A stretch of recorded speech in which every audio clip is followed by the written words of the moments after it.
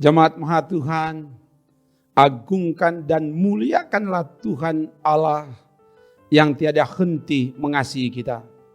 Kalau kita ada sampai hari ini bukti kasih-Nya. Dan jangan pernah berhenti untuk memperlengkapi diri dengan firman-Nya. Karena itu kita akan baca dan merenungkan firman Tuhan yang menjadi bacaan MTPJ Gemim tanggal 22 sampai 28 Mei tahun 2022 dari Injil Lukas 24 ayat 13 sampai 35. Sebelum itu mari berdoa. Ya Bapa, kami akan membaca merenungkan firman-Mu. Kami sadar bahwa kami ini sangat terbatas untuk memahami rahasia kebenaran firman. Sadar akan keterbatasan itu, maka kami mohon Bapa dalam nama Yesus, Engkau yang singkapkan kebenaran firman, supaya kami menemukan kebenaran firman dan melakukan itu di hidup ini. Ya Allah Roh Kudus, jamah semua yang mengikuti pemberitaan firman ini. Bertindaklah ya Bapa dalam nama Tuhan Yesus. Haleluya. Amin. Bacaan kita dari Injil Lukas 24 ayat 13 sampai 35. Begini dikatakan. Pada hari itu juga 2 orang dari murid-murid Yesus pergi ke sebuah kampung bernama Emmaus yang terletak kira-kira 7 mil jauhnya dari Yerusalem. Dan mereka bercakap-cakap tentang segala sesuatu yang telah terjadi.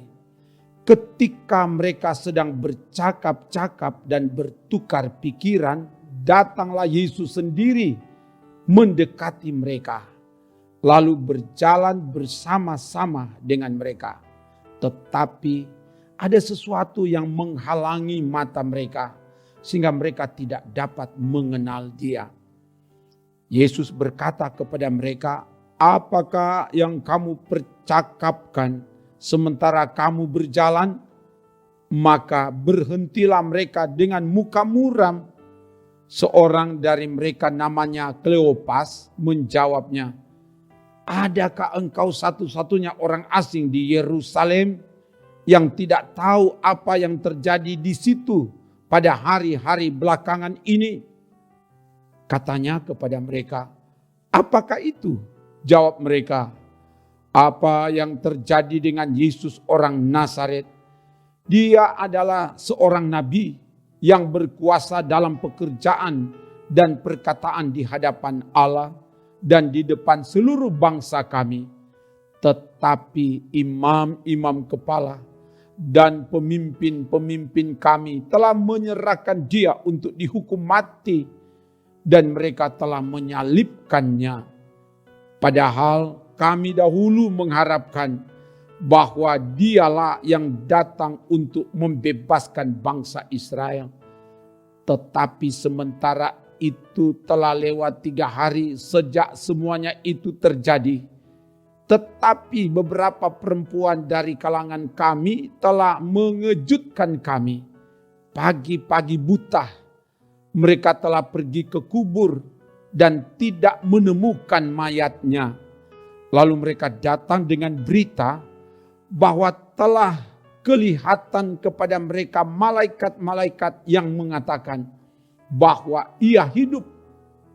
Dan beberapa teman kami telah pergi ke kubur itu dan mendapati bahwa memang benar yang dikatakan perempuan-perempuan itu. Tetapi Dia tidak mereka lihat. Lalu Ia berkata kepada mereka, hai kamu orang bodoh, betapa lambannya hatimu, sehingga kamu tidak percaya segala sesuatu yang telah dikatakan para nabi.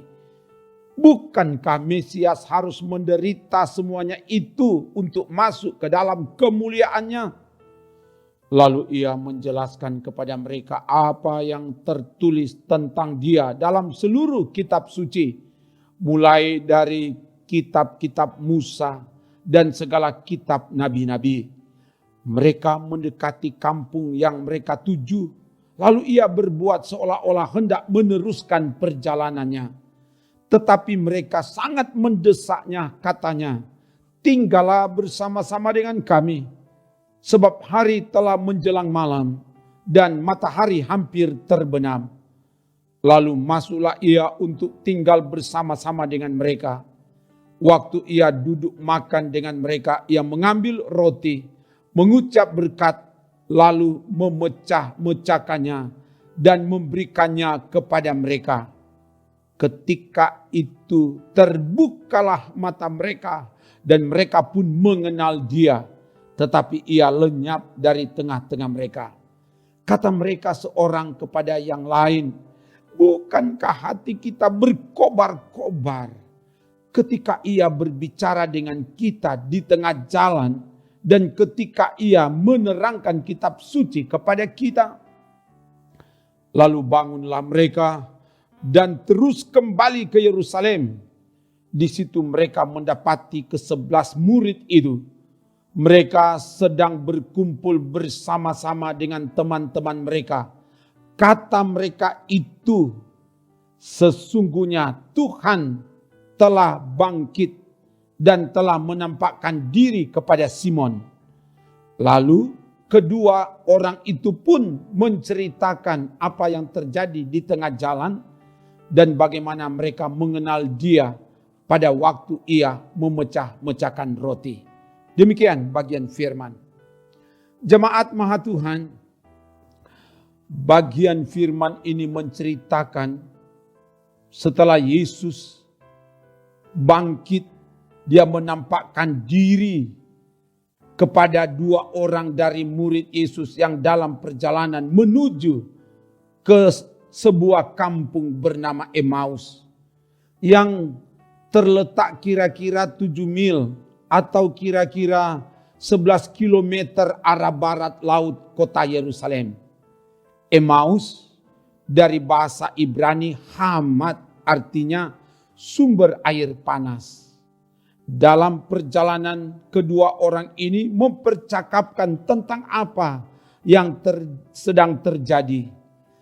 Yesus datang mendekati dan berjalan bersama serta terlibat dalam percakapan itu.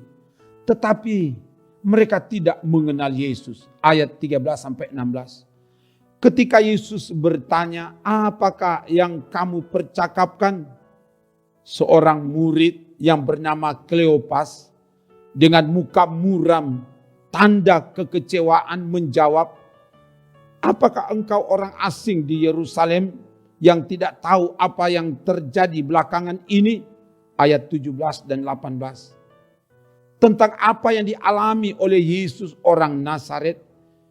Dia adalah seorang nabi yang berkuasa dalam pekerjaan dan perkataan di hadapan Allah dan di depan seluruh bangsa kami.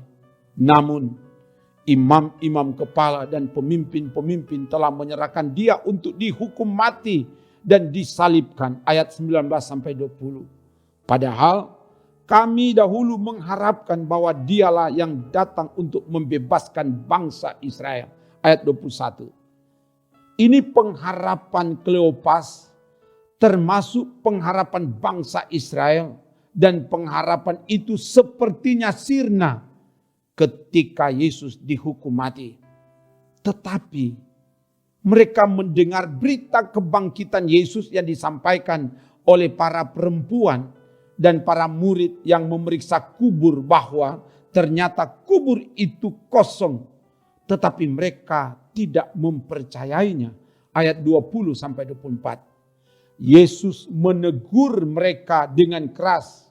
"Hai kamu orang bodoh, betapa lambannya hatimu sehingga kamu tidak percaya segala sesuatu yang telah dikatakan para nabi."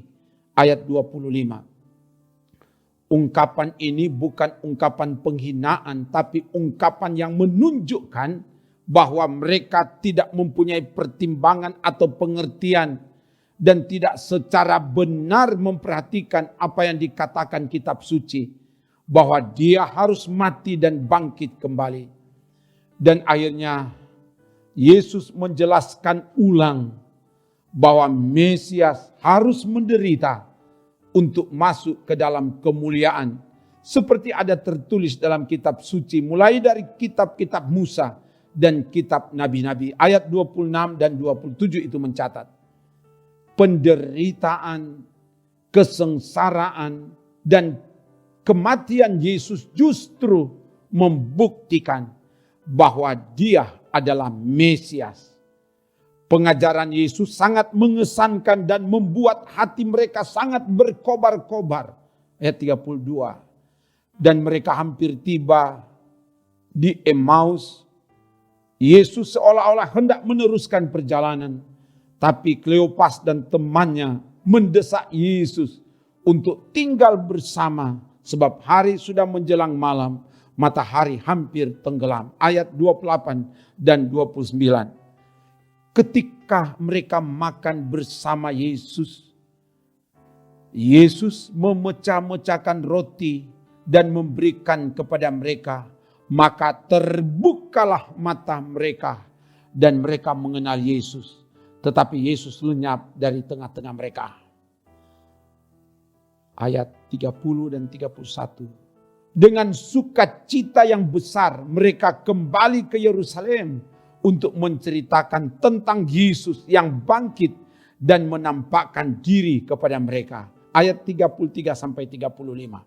Jemaat Maha Tuhan, Yesus yang menampakkan diri kepada Kleopas dan temannya dalam perjalanan ke Emmaus membuktikan Dia hidup dan menghendaki agar umat yang percaya kepadanya mengerti dan memahami kebenaran firman. Dan untuk mengerti, memahami kebenaran firman harus baca dan baca sambil membuka hati untuk dituntun oleh Roh Kudus supaya hidup ini berjalan dalam tuntunan terang firman Tuhan. Membaca dan membaca firman Tuhan, itulah yang sudah disiapkan melalui YouTube Gemim Bukit Moria Rike Manado, melalui gerakan membaca Alkitab dalam 365 hari. Tidak ada jalan lain selain kita harus membaca dan membaca. Sehingga kita akan semakin memahami dengan baik dan benar kebenaran-kebenaran firman. Dan kita hidup dalam tuntunan firman Tuhan. Yang berikut, belajar dari kebenaran firman ini. Kita lihat bagaimana Kleopas dan temannya dan termasuk juga umat Israel. Ketika Yesus mati, sepertinya pengharapan mereka lenyap. Sebab mereka punya pengharapan bahwa Yesus yang datang, Dia datang akan membebaskan umat Israel. Sehingga umat mengalami kekecewaan. Dan oleh sebab itu kekecewaan, keputusasaan, kehilangan pengharapan, janganlah membuat kita menjadi bodoh, menjadi lamban, dan menjadi tidak percaya kepada Tuhan. Melainkan hendaklah kita bangkit dan berjalan bersama Tuhan. Berjalan bersama Tuhan, Dia akan tuntun, bimbing dan membukakan mata rohani kita. Sehingga kita akan melihat dan mengenal lebih dekat siapa Tuhan dan bahkan kedahsyatan Tuhan yang dilakukan Tuhan dalam hidup ini. Yang berikut, setiap perjumpaan dan perjalanan bersama dengan sesama hendaklah diisi dengan percakapan yang bermanfaat, berbobot tentang perbuatan-perbuatan Tuhan. Seperti percakapan yang dilakukan oleh Kleopas dan temannya. Ketika mereka sedang dalam percakapan, dalam perjalanan menuju ke Emmaus, mempercakapkan tentang apa yang terjadi dalam kehidupan Yesus dari Nazaret, maka Tuhan hadir dalam percakapan itu dan Dia memberi isi makna baru dan semangat baru. Ketika Tuhan hadir di tengah percakapan Kleopas dan temannya dalam perjalanan ke Emmaus, sehingga semangat baru dibukakan. Mereka memandang kepada Yesus dan ada situasi yang berbeda yang mereka alami, mereka rasakan. Dan oleh sebab itu kepada kita diingatkan agar setiap perjumpaan, setiap percakapan, kita diingatkan agar menghindari percakapan-percakapan yang berisi hal-hal yang tidak berguna, hal-hal yang tidak bermanfaat, apalagi mempercakapkan hal-hal yang jahat, menjahati, menjelekkan, dan berupaya menjatuhkan orang lain. Inilah yang hendaknya kita hindari. Setiap perjumpaan, setiap percakapan harus diisi untuk percakapan-percakapan yang berbobot, yang bermanfaat. Yang terutama mempercakapkan tentang perbuatan-perbuatan Tuhan melalui firman-Nya. Yang berikut, hendaklah kita punya tekad, semangat yang terus-menerus dibaharui untuk membangun persekutuan dengan Tuhan dan memberitakan tentang Yesus yang bangkit kepada semua orang. Seperti yang dilakukan oleh Kleopas dan temannya. Semoga demikian. Haleluya. Terpujilah nama Tuhan. Amin. Mari berdoa. Terima kasih Bapa. Firman telah diberitakan. Bila kebenaran firman ini memperlengkapi kami, apalagi sebagai pelayan Tuhan, dalam mempersiapkan diri untuk melaksanakan pelayanan mulai tanggal 22 sampai 28 Mei 2022 ini. Supaya kerja pelayanan yang dilakukan sungguh-sungguh datangkan sorak pujian, keagungan, kemuliaan bagi nama Tuhan. Dan diberkati semua yang mengikuti pelayanan ini dimanapun mereka berada. Dan diberkati tim multimedia Gemim Bukit Moria Rike.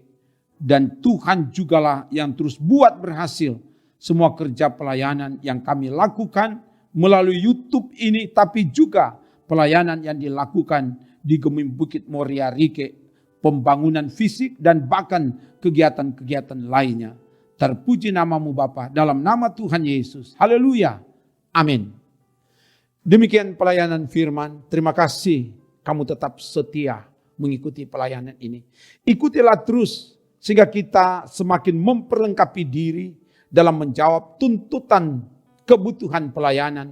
Dan pada akhirnya kita semakin bertumbuh, semakin berakar dan berbuah lebat di dalam Tuhan.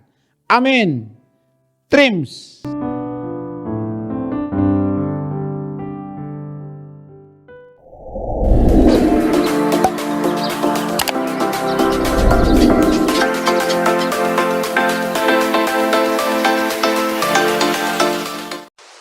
Jangan lupa subscribe channel Gemim Bukit Moria Rike.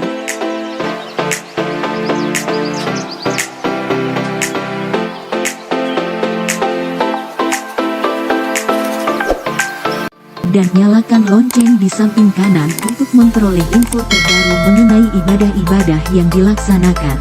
Salam sehat. Tuhan Yesus memberkati kita semua. Shalom.